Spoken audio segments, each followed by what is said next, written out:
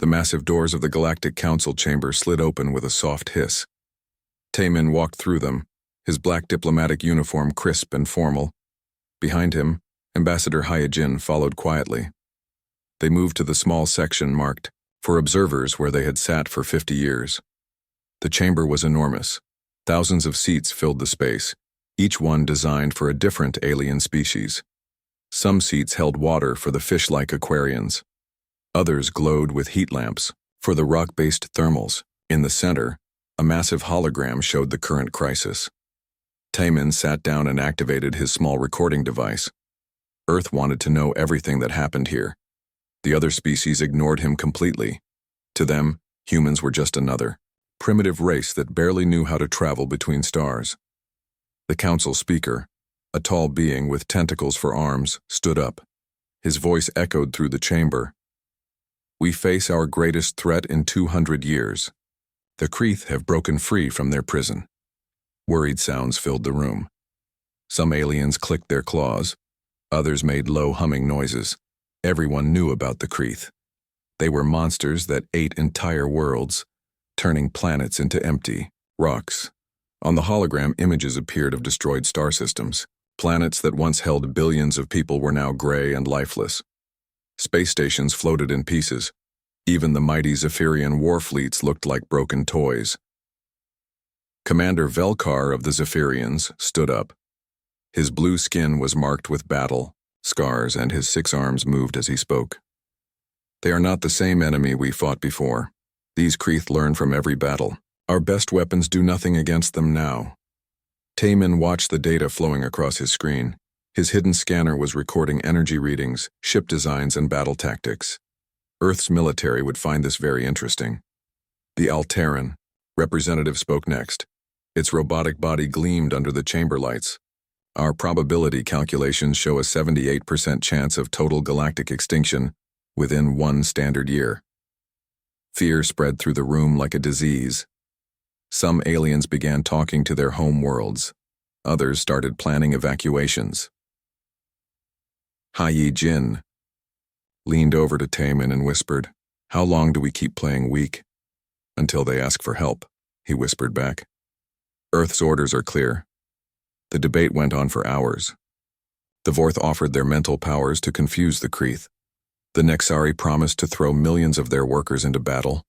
The Quarrens suggested building bigger and bigger weapons. Nothing would work, and everyone knew it. The Kreeth were too smart now. They adapted to every attack. They learned from every defeat. What had started as a small prison break was becoming the end of galactic civilization. Elder Zarthon, oldest member of the council, spoke with a voice full of sadness. "Perhaps we should consider the unthinkable options.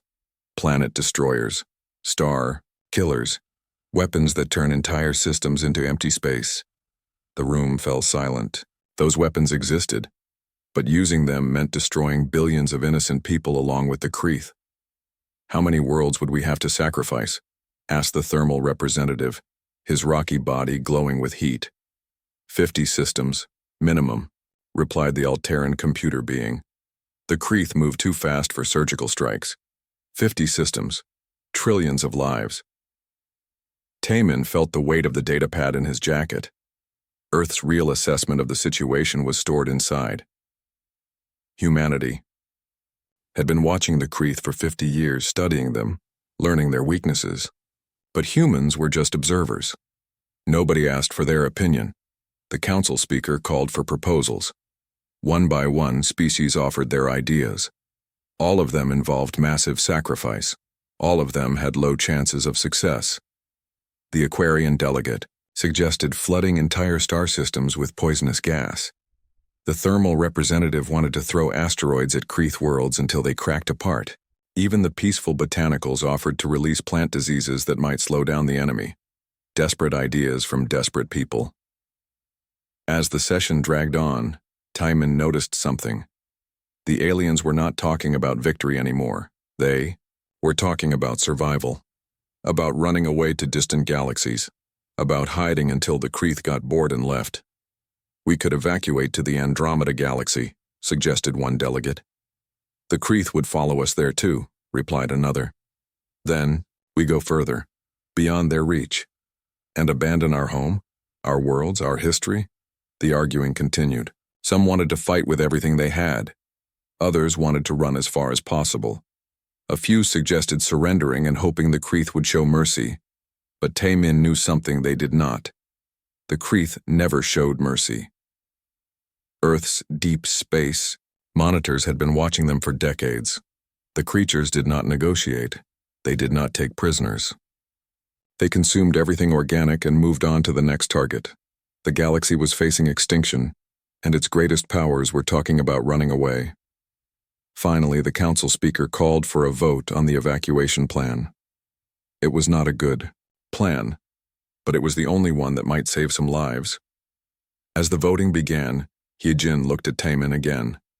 They are going to abandon their entire civilization.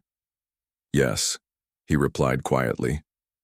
And when they do, the Kreeth will follow them anywhere they go. The vote was close, but evacuation won. The galactic government would begin moving essential populations to distant galaxies within 30 days.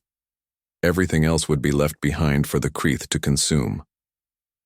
As delegates began filing out of the chamber, making plans to abandon their homes, Taemin stayed in his seat. He watched the hologram showing Kreeth bioships spreading across another star system like a virus. 50 years ago, when humanity first met these aliens, they had seemed so advanced, so powerful. Their technology was amazing. Their civilizations were thousands of years old. They had conquered diseases, ended wars between their own people, and built wonders that spanned entire solar systems. But now, Taemin saw the truth. For all their technology and wisdom, they thought like prey animals. When faced with a predator, their first instinct was to run. Humans were different. The chamber was almost empty now. Only a few security guards and maintenance workers remained. Hyejin stood up to leave, but Taemin remained seated. "Are you coming?" she asked. "In a moment," he replied. "I am thinking about something." He was thinking about Earth, about the shipyards hidden behind Jupiter, about the weapons testing in deep space beyond Pluto, about the 12 massive fleets that the galaxy did not know existed. 50 years of preparation. 50 years of watching and learning and building, waiting for this moment. His communicator buzzed with an encrypted message from Earth Command. Just 3 words, but they changed everything. "Stand by, Taemin." He smiled and finally stood up. Soon the galaxy would learn what humans did when someone threatened their neighbors. The Kreeth were about to meet a predator species that did not run. 3 days had passed since the council voted to abandon the galaxy. Subin stood at the observation deck of the council station, watching evacuation ships leave in all directions. Families fleeing their homes. Entire civilizations packing up. Thousands of years of history into cargo containers. She activated her neural implant and sent another data burst to Earth. The quantum communicator, hidden in her uniform, transmitted instantly across the vast distance to Sol system. Earth Command needed to see what was happening. The emergency session alarm echoed through the station corridors. Subin hurried toward the council chamber. Something big was happening. Inside the chamber, chaos ruled. Delegates were shouting in dozens of different languages. The holographic display showed red alerts spreading across 3 entire spiral arms of the galaxy. Commander Velkar stood at the center podium, his blue skin pale with exhaustion. His 6 arms moved frantically as he spoke. 17 systems have fallen in 6 days. The Kreeth are moving faster than our worst predictions. The numbers were staggering. Each system contained billions of lives. Worlds that had existed for thousands of years were being stripped bare in hours.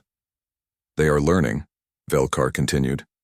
Every weapon we use against them, they adapt. Our plasma cannons worked for one battle, then became useless. Our quantum torpedoes destroyed 3 bioships before they developed immunity. Subin watched the tactical data scroll past on her personal display. The Kreeth were not just winning, they were evolving in real time, becoming perfect killers with each encounter. The Alteran delegate's mechanical voice cut through the noise. Probability of successful evacuation has dropped to 32%. The Kreeth expansion rate exceeds our transport capacity by a factor of 4. Translation: most people would be left behind to die. Elder Zarthon spoke with a voice heavy with grief. Perhaps it is time to consider the planet-killer weapons. Better to destroy our worlds ourselves than let them be consumed. And murder trillions of our own people? The Aquarian delegates' gills fluttered with anger. There must be another way. But everyone knew there was no other way. The greatest military minds in the galaxy had tried everything. The Zephyrians threw their finest warriors into battle and watched them die. The Alterans built weapons that violated the laws of physics, but the Kreeth adapted to those too. Subin felt the weight of her orders from Earth Command. She was authorized to reveal humanity's true capabilities, but only if directly asked. The galaxy had to request human help first. The debate raged for hours. Some delegates wanted to accelerate the evacuation. Others insisted on making a final stand. A few suggested trying to communicate with the Kreeth, offering them uninhabited worlds in exchange for peace. The Kreeth do not negotiate, Velkar said firmly. They consume everything organic and move on. There is no reasoning with them. The holographic display updated with fresh horror. The Kepler Junction, a major trade hub with 12 billion inhabitants, had gone silent. Long-range sensors showed only empty space where a thriving system once existed. The chamber fell quiet. 12 billion people, gone in less than a day. Council. Speaker Zarthon raised his tentacled arms for attention. Does any delegation have new proposals? Silence stretched across the vast chamber. Every option had been discussed. Every strategy had failed. The galaxy's greatest civilizations were admitting defeat. Subin stood up. Every eye, sensor, and optical organ in the chamber turned toward her. A human had never spoken during a council session. They were observers only, barely tolerated because of diplomatic protocol. The Terran Republic requests permission to address the council, she said clearly. Confused whispers rippled through the delegates. Several species looked at their translation devices, wondering if they had heard correctly. Council Speaker Zarthon's tentacles writhed in confusion. This is irregular. Humans are not members of the council. With respect, Speaker Zarthon, these are not regular times, Subin replied. Humanity has something to offer. Commander Velkar slammed a fist on his desk. Let her speak. What could it matter now? His warrior pride was broken, but he was desperate enough to listen to anyone. Subin walked to the center of the chamber. The massive space felt even larger with thousands of alien eyes watching her. She activated her datapad and projected a simple message into the chamber's holographic system. The Terran Republic formally offers military assistance against the Kreeth threat. The silence lasted exactly 3 seconds. Then laughter erupted from dozens of delegations. The Alteran delegate's voice synthesizer crackled with electronic amusement. Military assistance? Your species has barely left your home system. Your largest ship is smaller than our cargo vessels. More laughter. The thermal representative's rocky body glowed brighter with what Subin recognized as their version of mirth. What could you possibly offer? You have no exotic weapons, no psionic abilities, no advanced technology. Subin waited for the laughter to die down. When the chamber was quiet again, she spoke with calm confidence. We offer ourselves. The laughter stopped immediately. Elder Zarthon leaned forward, his ancient eyes studying Subin carefully. Explain. What you mean, human? Earth has been preparing for this day for 50 years, Subin said. We have observed the Kreeth. We have studied their tactics, their biology, their weaknesses. We know how to fight them. Impossible, the Nexari Hive speaker buzzed. The Kreeth have no weaknesses. They adapt to everything. Subin smiled for the first time since entering the chamber. They adapt to alien ways of fighting. They have never encountered human warfare. Commander Velkar's 6 eyes focused intently on her. What makes human warfare different? We do not adapt to our enemies, Subin replied. We force our enemies to adapt to us, and we change our tactics faster than they can evolve. The chamber was completely silent now. Even the evacuation announcements had stopped echoing through the corridors. How many ships do you have? Asked the Aquarian delegate. Subin consulted her datapad. The first expeditionary fleet will arrive in 72 hours. It contains 847 vessels of war. Gasps echoed through the chamber. 800 ships was larger than most species' entire navies. Just your first fleet? Velkar asked quietly. Earth maintains 12 expeditionary fleets for external operations, Subin confirmed. Our defensive fleets remain in Sol system. The implications hit the delegates like a physical blow. Humanity had been sitting quietly in the observer section while maintaining one of the largest military forces in the galaxy. Council Speaker Zarthon spoke carefully. What do you require in return for this assistance? Subin's smile widened. Full military authority over the war effort. No interference from political committees or species rivalries. The human fleet will operate under human command with human tactics. And if we refuse? Asked the Alteran delegate. Subin shrugged. Then humanity will defend Sol system and let the galaxy evacuate to Andromeda. The choice is yours. The ultimatum was polite but absolute. Accept human help on human terms, or face the Kreeth alone. Elder Zarthon called for an emergency vote. The debate was brief and desperate. Some delegates, worried about giving humans too much power. Others feared what humanity might do with such authority. But the alternative was extinction. The vote was unanimous. As the session ended and delegates began making frantic calls to their home worlds, Subin activated her quantum communicator. Earth Command, this is Captain Subin. The Council has accepted our terms. Authorization confirmed for full military intervention. The reply came instantly. Understood, Captain. Operation Starfall is now active. The first fleet will arrive, ahead of schedule. Subin looked around the chamber at the alien delegates. They were celebrating, believing they had found salvation. They had no idea what was coming. In 72 hours, the galaxy would learn what humans had been building in the darkness beyond Pluto. They would discover why Earth had remained silent for 50 years. The Kreeth were about to face their first real predator. Admiral Doyon stood on the bridge of the TRS Indomitable, watching space itself bend and twist as her fleet dropped out of faster-than-light travel. Through the massive viewports, she could see her ships materializing in perfect formation around the Nexus Station, 847 vessels of war, each one larger than anything the galaxy had ever seen. The Indomitable stretched 12 kilometers from bow to stern, bristling with weapons that most alien species could not even identify. Around the flagship, heavy cruisers and destroyers took their positions with mechanical precision. Behind them, the massive carriers disgorged clouds of fighter craft that moved like deadly swarms. Admiral, we are receiving communication requests from 47 different alien vessels, reported Captain Jin Ho from the communication station. They all want to know who we are and how we got so many ships here without being detected. Doyon smiled grimly. The aliens were about to learn that humans had been very busy during their 50 years of silence.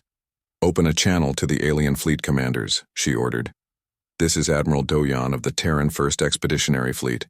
We are here to begin joint operations against the Kreeth threat. The response came immediately from Commander Velkar's flagship.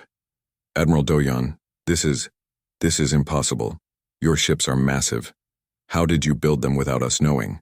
We built them in the dark spaces beyond our outer planets, Doyon replied calmly. Humanity has been preparing for this war for 50 years. Through her neural link, Doyon could see the sensor readings from every alien ship in the area. They were frantically scanning the human fleet, trying to understand what they were looking at. The energy signatures made no sense. The armor materials did not exist in any galactic database. The weapons generated power readings that violated known physics. Commander Minho monitored the alien communications from his sensor station. Admiral, the Zephyrian fleet commander wants to know how many more fleets we have coming. Tell him the 2nd through 5th fleets will arrive within the day, Doyon said. The remaining fleets will stay in Sol system for defense. She watched the alien ships react to this news. Several of them moved to safer distances, as if afraid the human vessels might explode from containing so much firepower. The tactical display updated with incoming data from long-range sensors. A massive Kreeth swarm was approaching the Kepler junction. the same trade hub that had gone silent 3 days ago. Millions of bioships moving together like a living infection. Contact from Zephyrian Command, Jinho reported. Commander Velkar requests joint tactical planning for the defense of Kepler. Doyan studied the sensor readings. The Kreeth swarm was enormous, possibly the largest concentration of enemy forces ever recorded. Any conventional defense would be suicidal. Perfect. Signal the fleet, she ordered. All ships to battle stations. We are going to show these aliens how humans fight. The alien commanders requested permission to coordinate their attack with the human fleet. Doyan politely declined. Human tactics were not compatible with alien military doctrine. The First Fleet moved toward Kepler Junction at a speed that terrified their alien observers. The massive ships accelerated to velocities that should have crushed their crews, but advanced inertial dampeners kept everyone safe. Human engineering had solved problems that alien scientists considered impossible. As they approached the battle zone, Doyan opened fleet-wide communications. All ships, this is Admiral Doyan. You know the drill. No adaptation time. Full engagement protocols.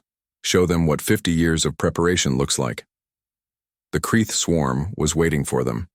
Millions of bioships in every size, from fighters to dreadnoughts. The smallest ones were as large as buildings. The biggest were the size of moons. All of them pulsed with organic energy and radiated hunger for destruction. The aliens had never seen anything like it. Previous Kreeth attacks involved thousands of bioships at most. This swarm contained enough firepower to sterilize entire star systems. Admiral, the alien fleet is requesting retreat authorization, Minho reported. They believe this battle is unwinnable. Negative, Doyan replied. Signal all human vessels. Commence Operation Cleansing Fire. Space exploded into violence. The first human volley lit up the darkness like a newborn star. Kinetic accelerators fired projectiles at 90% the speed of light, hitting bioships with the force of small asteroids. Quantum disruptors unmade matter at the subatomic level, causing entire sections of the enemy fleet to simply cease existing. But the real surprise was the scale of the attack. Every human ship carried hundreds of weapons. The Indomitable alone fired over 3,000 projectiles in the first salvo. Multiply that by 800 ships, and space became a storm of metal and energy moving at impossible speeds. The Kreeth bioships tried to adapt, as they always did. Their organic hulls shifted and changed, developing new armor to resist human weapons. But before they could finish adapting to kinetic rounds, gravity lances crushed them into neutron paste. Before they could resist gravity weapons, plasma streams burned them to atoms. And behind it all, the steady thunder of human railguns. Thousands upon thousands of them, firing continuously, never giving the enemy time to adapt to anything. Captain Jinho monitored the battle from his station. Admiral, the Kreeth are trying to use their standard evolution tactics, but our weapons keep changing faster than they can adapt. That is the point, Doyan said calmly. Humans do not rely on superweapons or exotic physics. We use overwhelming firepower applied at maximum speed with constantly shifting tactics. The enemy cannot adapt to weapons that are already obsolete. The alien observers watched in stunned disbelief as the largest Kreeth swarm in recorded history was systematically dismantled. Bioships that had consumed entire star systems died by the thousands under human firepower. The monsters that had terrified the galaxy for centuries were being slaughtered like animals. Admiral, enemy resistance is collapsing, reported Commander Minho. Remaining bioships are attempting to retreat. Negative. No survivors, Doyan ordered coldly. Track them down and destroy every last one. We do not leave enemies behind. To breed and return stronger. The battle became a chase as human ships pursued fleeing bioships across 3 star systems. The faster human vessels caught them one by one, destroying them with clinical efficiency. Fighter squadrons hunted down individual escapees, while heavy cruisers vaporized the larger bioships. In 47 minutes, the largest Kreeth swarm in recorded history was completely extinct. The alien fleet commanders requested immediate communication with Admiral Doyan. Their voices carried a mixture of awe and terror. "Admiral, this is Commander Velkar. How did you destroy them so easily? The Kreeth have never been defeated so completely." Do-Yan studied her tactical displays. The human fleet had suffered exactly 0 casualties. A few ships reported minor damage from debris impacts, but not a single human life had been lost. "Commander Velkar, the Kreeth made the same mistake you did. They assumed all species fight like prey animals. They tried to adapt to our weapons instead of adapting to our tactics. Humans do not fight to survive. We fight to win completely." She paused, letting her next words carry the full weight of human resolve. "Signal the fleet. We are proceeding to the next Kreeth stronghold. We have a war to finish." The alien ship struggled to keep up with the human fleet as it moved toward Kreeth space proper. Behind them, the Kepler junction was safe again, its planets ready for recolonization. But the aliens were not celebrating. They were terrified. They had just watched humans casually destroy an enemy that had nearly ended galactic civilization. The ease of the victory was more frightening than any defeat could have been. Commander Minho monitored alien communications as the fleet moved toward the next battle. "Admiral, the alien commanders are requesting updates on our casualty figures." "Tell them the truth," Do-Yan said. 0 human casualties. Estimated enemy losses. Complete elimination of all organic matter in the combat zone. The communication channels fell silent. The galaxy was beginning to understand what they had unleashed. Humanity was not another prey species asking for protection. They were apex predators who had been waiting patiently for something worth hunting. General Seung-ho stood in the command center of the mobile Fortress Judgment, watching the final phase of Operation Starfall unfold across 17 star systems simultaneously. Around him, his staff officers coordinated the systematic destruction of the Kreeth Empire with the same calm efficiency they might use to organize a supply delivery. Colonel Yan-Su updated the tactical display with fresh data. "Sir, Kreeth Prime is requesting parley. The Overmind wishes to negotiate terms of surrender." Seung-ho did not look up from his strategic overview. The holographic map showed human fleets advancing through Kreeth space like a virus of destruction. Every bioship production facility was being vaporized. Every breeding world was being sterilized. Every trace of Kreeth civilization was being systematically erased. "Inform the Overmind that humans do not negotiate with genocidal species," he said calmly. "Continue orbital bombardment." The alien observers were horrified by human thoroughness. They had expected a war of conquest with territorial occupation and eventual peace treaties. Instead, they were witnessing something unprecedented in galactic history: the complete extinction of an entire spacefaring species. Captain Hyunwoo monitored communications from the Allied fleet. "Sir, the Zephyrian commanders are requesting an explanation for our comprehensive approach to warfare." For the first time in hours, Seung-ho smiled grimly. "Tell them this is how humans deal with existential threats. We do not contain them.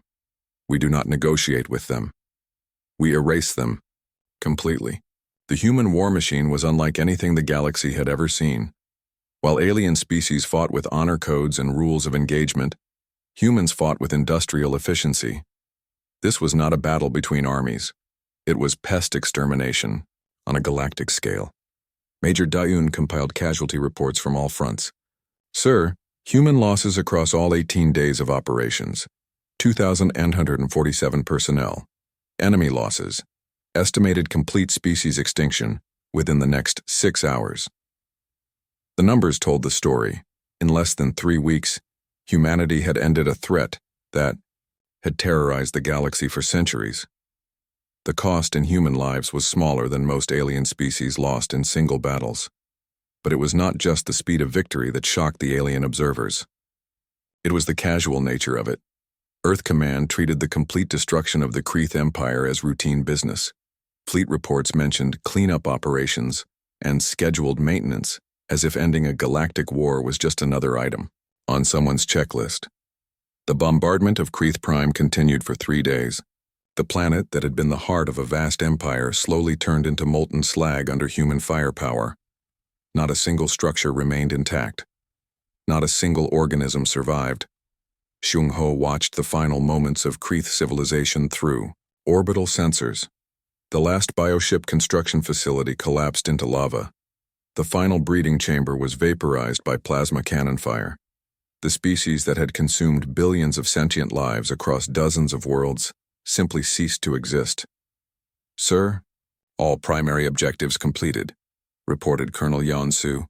"No Kreeth bioships remain operational in any monitored system." "And secondary objectives?" Seung-ho asked. "Sterilization of all Kreeth spore deposits is 96% complete. The remaining spores are in deep space and pose no threat to inhabited worlds." Seung-ho nodded with satisfaction. Humans did not believe in partial victories. When they decided to eliminate a threat, they eliminated it completely. No hidden colonies, no secret bases, no possibility of return. "Signal Earth Command," he ordered. "Operation Starfall completed successfully. Kreeth threat permanently neutralized. Request permission to begin redeployment procedures." The response from Earth arrived within seconds through quantum communication. "Permission granted." "Well done, General. 1st through 4th Fleets return to Sol for maintenance rotation. 5th through 8th remain on station for regional security duties." Maintenance rotation. As if the complete extinction of a galactic threat was just another day at the office. The alien fleet commanders requested immediate conferences with human leadership. Their messages carried a mixture of gratitude and terror that Seung-ho found amusing. Commander Velkar's transmission was typical. "General Seung-ho, the Zephyrian hegemony wishes to express our deepest gratitude for human assistance. However, we must ask, is this how humans always conduct warfare?" Seung-ho decided to be honest. "Commander, this was a minor police action by our standards. We deployed 5 of our 12 expeditionary fleets. No defensive units were involved. No special weapons were required. This was what we consider routine threat elimination." The silence that followed lasted for several minutes. When Velkar finally responded, his voice was carefully controlled. "Minor police action? The Kreeth pose no significant threat to human civilization," Seung-ho explained.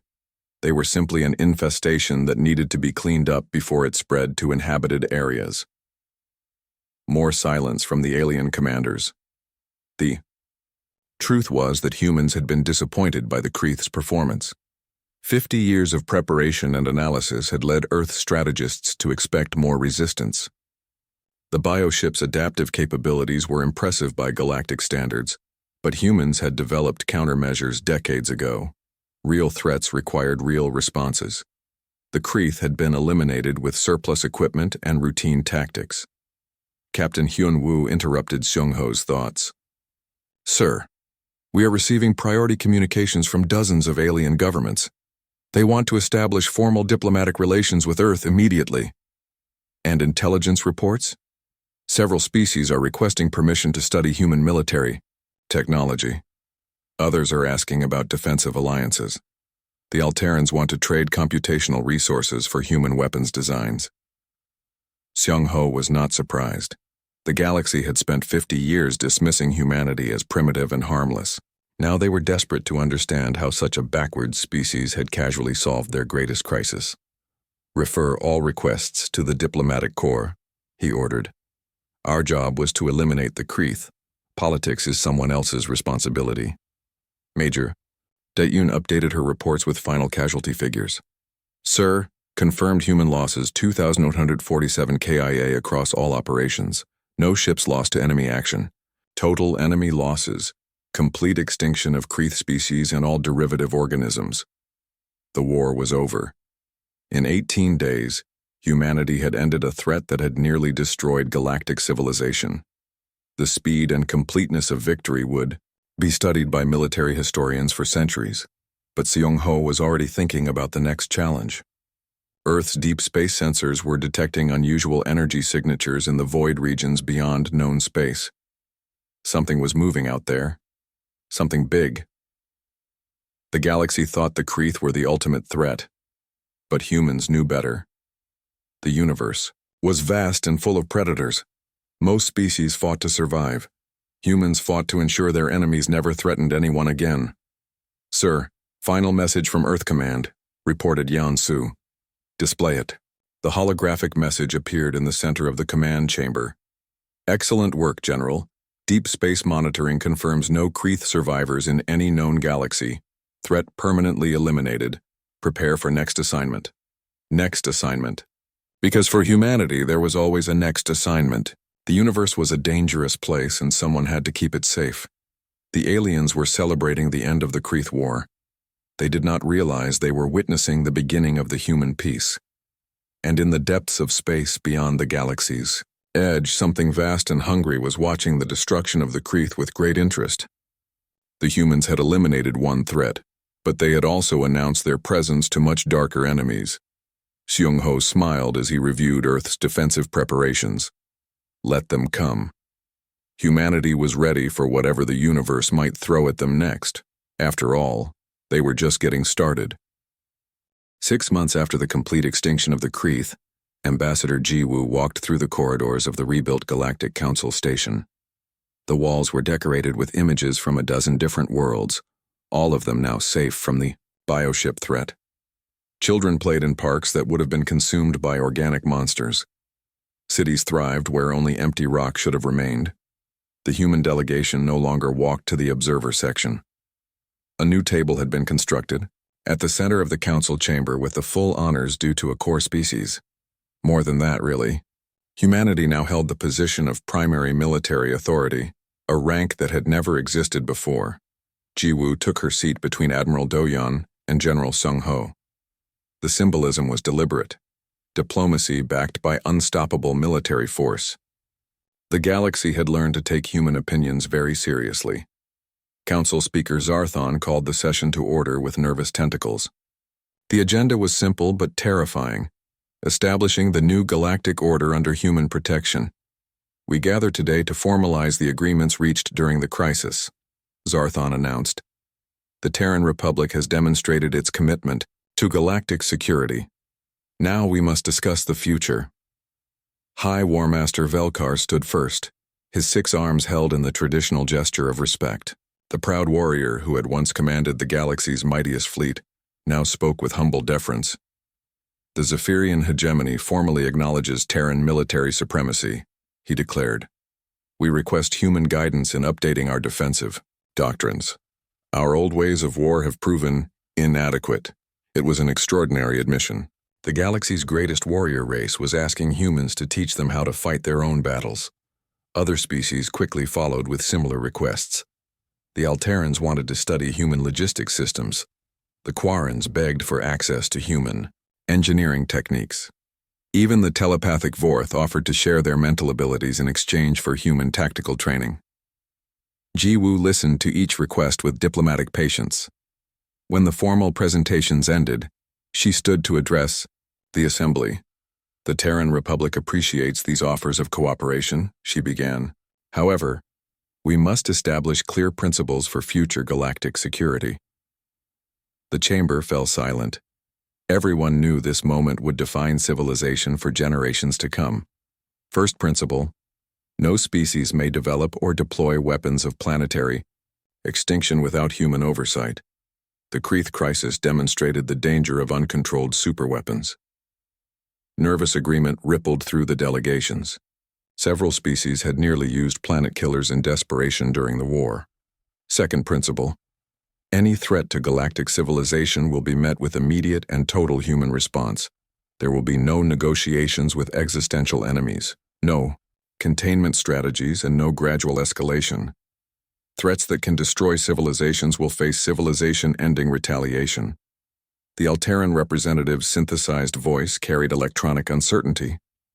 "And if a species refuses to accept these principles," Admiral Do-yeon answered with cold precision, "then that species becomes an existential threat." The message was unmistakable.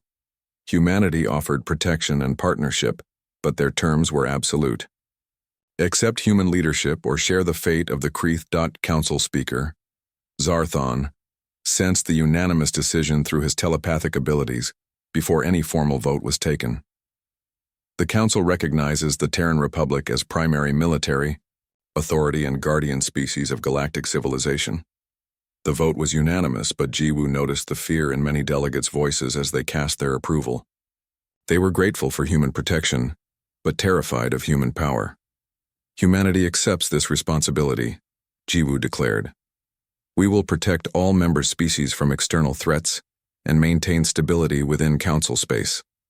As the formal session concluded, species after species approached the human delegation with offers of alliance, trade agreements, and mutual defense pacts. The age of human isolation was permanently over, but the real changes were happening outside the Council chambers. Earth's massive shipyards were operating at full capacity, building new fleets and replacing equipment used in the Kreeth War. The 12 expeditionary fleets were being expanded to 18. Defensive installations around Sol system now included weapons that made the Kreeth bombardment look like a light show. More importantly, human deep space monitoring stations were detecting disturbing signals from beyond the galaxy's edge. The Kreeth had been in contact with something before their extinction, something that was very interested in the species that had destroyed them so easily.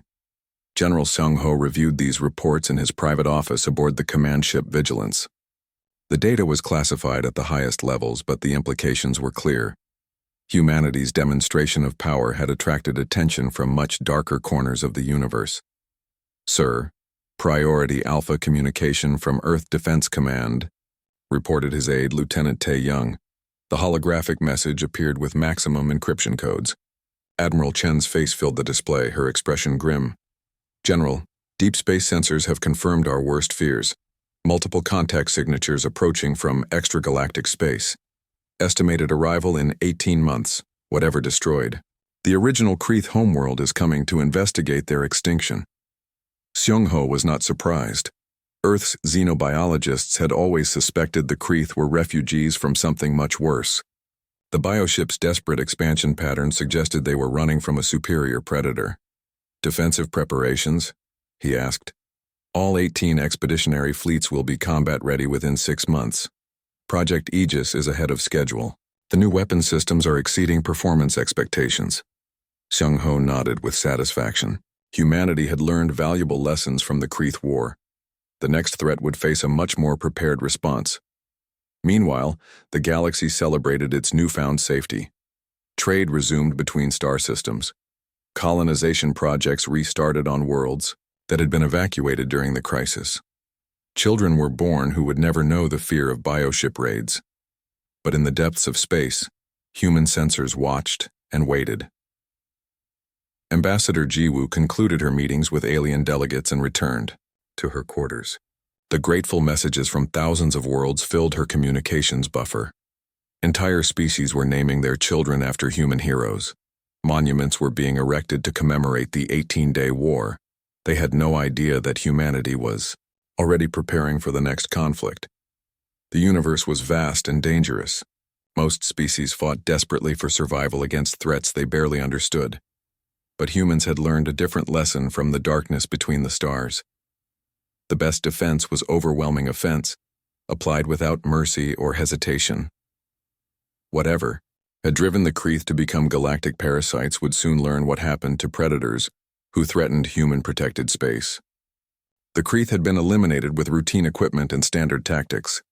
The next enemy would face the full weight of human military innovation. Jiwoo activated her secure communicator and sent a brief message to Earth Command. Galactic integration proceeding on schedule. All species accepting human authority. Ready for next phase operations. The reply came immediately. Understood, Ambassador. Project Starwall is now active. The galaxy will be ready. Outside her viewport, alien ships moved peacefully through space lanes that had been death traps just months before. Families traveled between worlds without fear. Commerce flourished under the protection of human fleets. The galaxy slept peacefully, knowing humanity stood watch. But humanity never slept. In secret shipyards and hidden research stations, they prepared for threats the galaxy could not imagine. The Kreeth War had been a test of human capabilities. The real war was still coming, and when it arrived, The universe would learn that humanity's mercy was reserved for those who deserved it. Threats to galactic civilization would find no negotiation, no quarter, and no escape. The galaxy had frozen in shock when humanity entered the war against the Kreeth. Soon, something far more dangerous would freeze in terror when it encountered the humans who were waiting for it in the darkness between the stars. The age of human protection had begun, and it would last as long as humanity had the will to fight for it.